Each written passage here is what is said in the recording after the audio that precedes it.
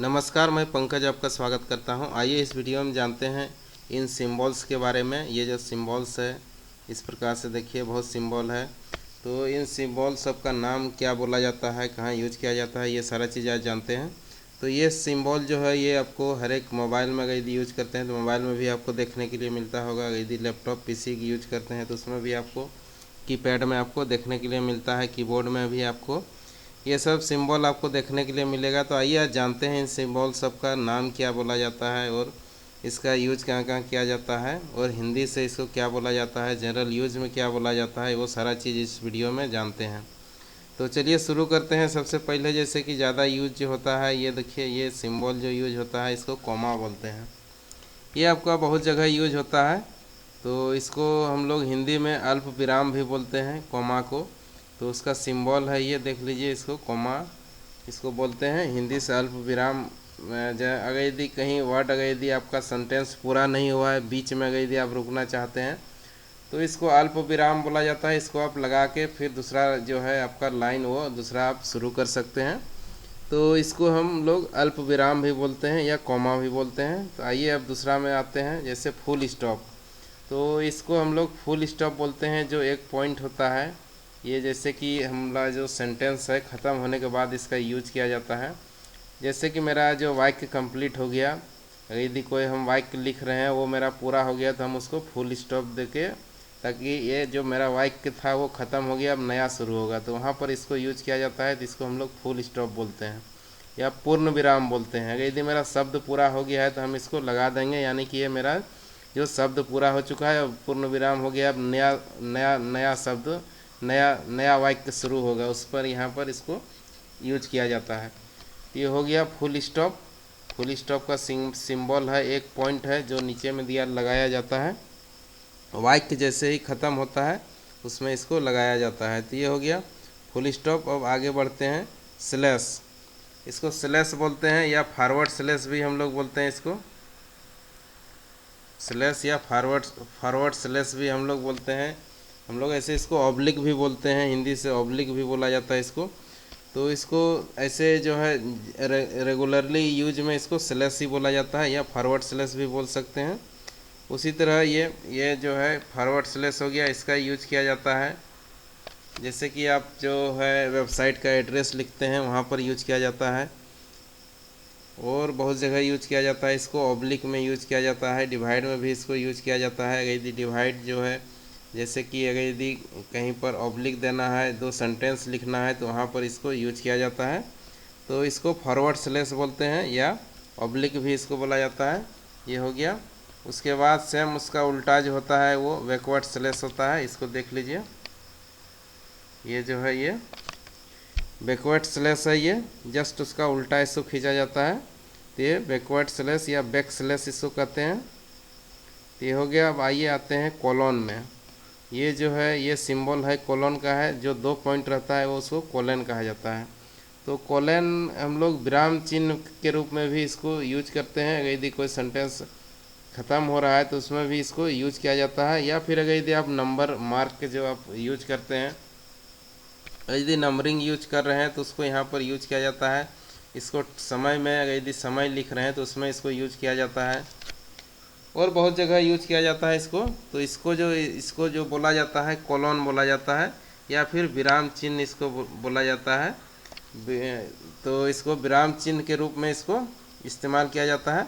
उसके बाद उसी तरह है, दूसरा भी है, एक सेमी कॉलन है, जो कि आपका एक यहाँ पर ऊपर में एक पॉइंट रहता है, उसके बाद नीचे में एक कॉमा रहता है, जिसको हम लोग सेमी कॉलन बोलते हैं, सेमी कॉलन या फिर अर्ध विराम बोलते हैं।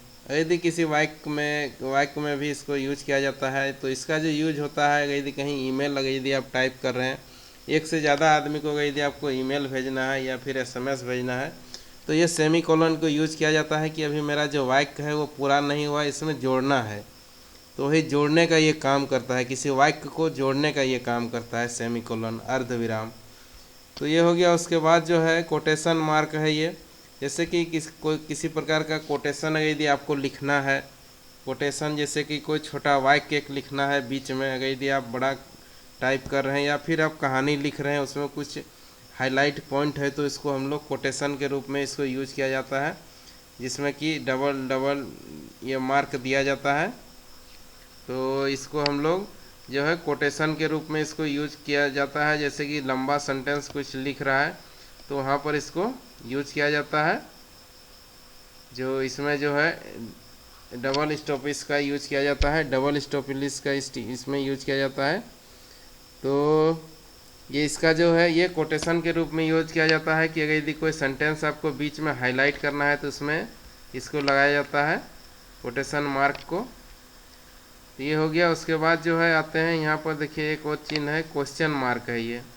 तो ये क्वेश्चन मार्क है, ये क्वेश्चन मार्क है जैसे किसी प्रकार का प्रश्न किया जा रहा है तो उसमें इसको लगाया जाता है। किसी का अगर यदि उत्तर आपको लेना है तो उसमें आपको ये प्रश्न चिन्ह लगाया जाता है, ये क्वेश्चन मार्क इसको बोलते हैं। तो ये क्वेश्चन मार्क हो गया। उसके बाद जो है पैरेंथेसिस, पैरेंथेसिस जो है इसका जो है इसको हम लोग छोटी कोष्टक भी बोलते हैं या फिर छोटी ब्रैकेट भी बोलते हैं। छोटी ब्रैकेट भी इसको बोला जाता है। ऐसे इसका जो है इंग्लिश से जो बोला जाता है पैरेंथेसिस बोला जाता है इसको। तो इसका जो इस्तेमाल किया जाता है जैसे कि कोई नंबर अगर यदि आप कहीं लिख रहे हैं तो नंबर को जो है छोटी कोष्टक में इसको बंद किया जाता है। या फिर कुछ मार्क सही गलत का अगर यदि आपको मार्क करना है तो उसमें इसको इस्तेमाल किया जाता है। या फिर अगर यदि आपका मैथमेटिक्स का कोई क्वेश्चन है तो उसको भी हम लोग छोटी ब्रैकेट में बंद कर सकते हैं, छोटी कोष्टक में बंद कर सकते हैं, ताकि जो है कैलकुलेशन में जो है सबसे पहले जो है छोटी ब्रैकेट के अंदर में जो रहता है उसको हम लोग यूज करते हैं, इसको हम लोग यूज करते हैं। तो छोटी कोष्टक ये हो गया। उसी प्रकार से ये है स्क्वायर ब्रैकेट है। तो स्क्वायर ब्रैकेट है, वर्गाकार कोष्टक इसको हम लोग बोलते हैं, वर्गाकार ब्रैकेट भी बोल सकते हैं इसको। इसका भी इस्तेमाल जो किया जाता है नंबर बैठाने में यूज किया जाता है, या फिर मैथमेटिक्स में अगर यदि लंबा अगर यदि किसी प्रकार का योग है, सम है, तो उसमें इसको यूज किया जाता है। उसके बाद जो है आइए कर्ली ब्रैकेट्स, कर्ली यानी कि घुंघरेले इसको बोल सकते हैं, कर्ली ब्रैकेट्स वही कोष्टक है, ये भी उसी प्रकार का ये कोष्टक भी है। उसके बाद जो है कर्ली ब्रैकेट इसको बोला जाता है। उसके बाद आते हैं हाइफन, हाइफन का ये मार्क है, या फिर हम लोग इसको डैश भी बोलते हैं, या फिर हाइफन भी इसको बोला जाता है। हाइफन या डैश इसको जो है ये इसको भी इस्तेमाल किया जाता है। अगर यदि डेट आप बैठाते हैं तो डेट अगर यदि लिखते हैं तो उसमें यूज किया जाता है, या फिर आप एड्रेस लिख रहे हैं तो उसमें भी इसका यूज किया जाता है हाइफन का। इसका बहुत इस्तेमाल हो जाता है। तो इसमें जो है ये इसको हम लोग डैश या हाइफन बोलते हैं। और उसी प्रकार जस्ट उसका अगर यदि नीचे में रहता है, ये तो बीच में रहता है हाइफन, और अगर यदि नीचे में रहता है तो उसको हम लोग बोलते हैं अंडर स्कोर। यदि किसी वर्ड का नीचे में यदि आपको दिखा हुआ नीचे में यदि आपको हाइफन यानी डैश अगर यदि मिलता है तो उसको हम लोग अंडर स्कोर कहते हैं। तो ये हो गया अंडर स्कोर। अब आते हैं एक्सक्लेमेशन,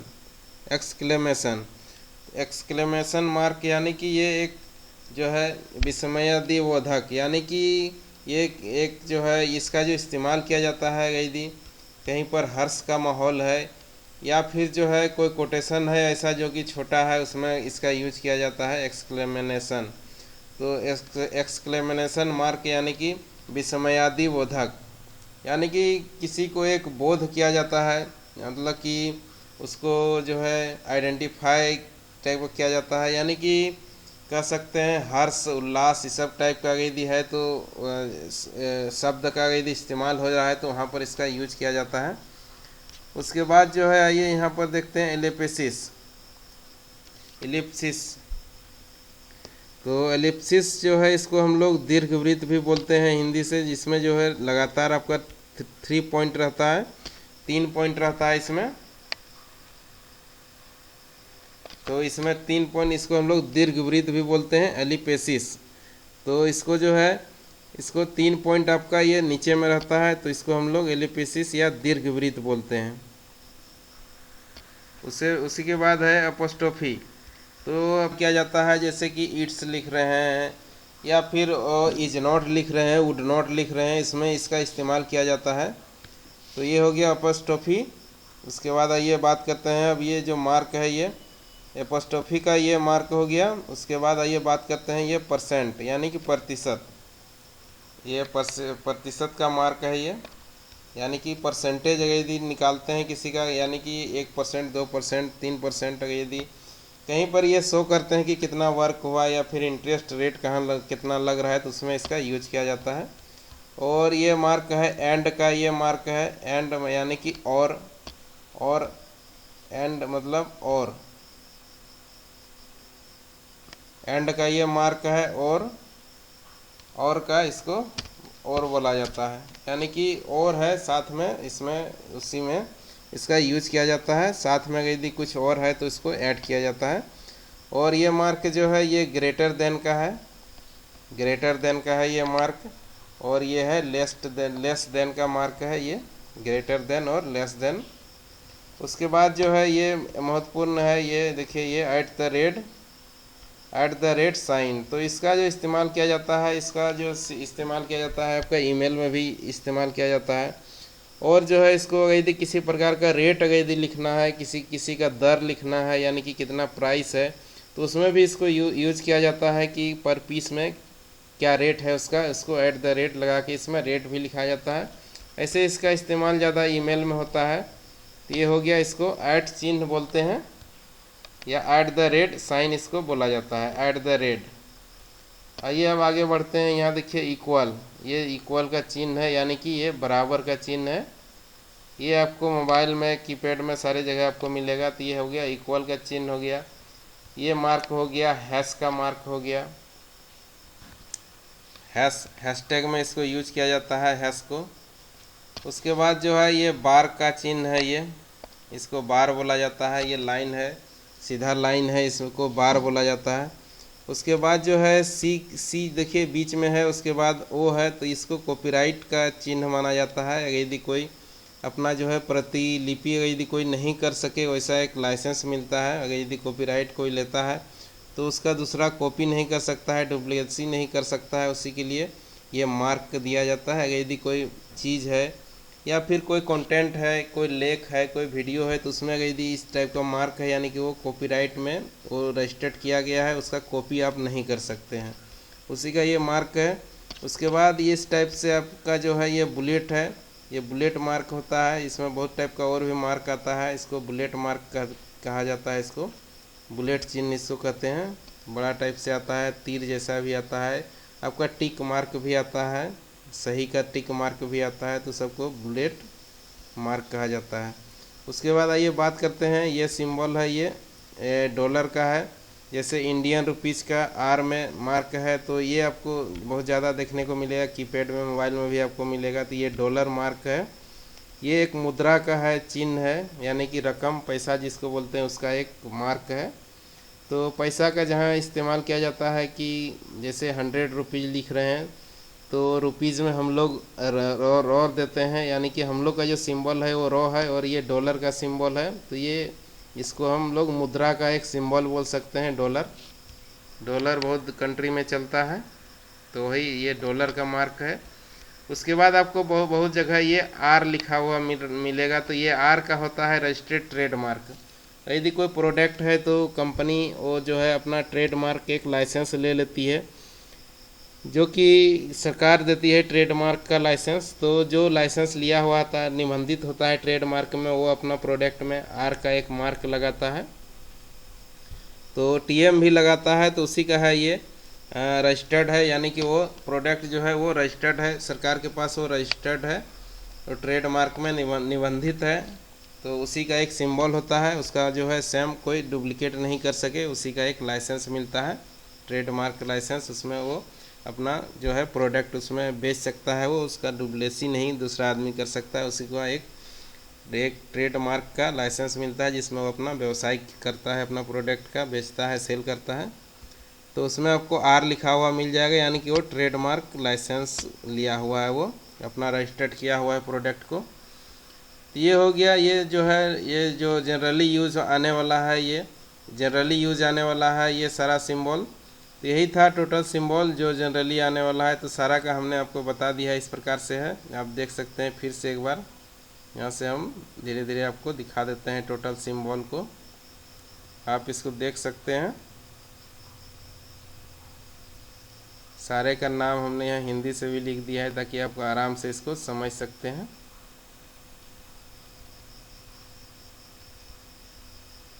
यही था टोटल सिंबल, यही था। वीडियो देखने के लिए धन्यवाद, और इसी प्रकार का वीडियो देखने के लिए चैनल को सब्सक्राइब भी कर लें।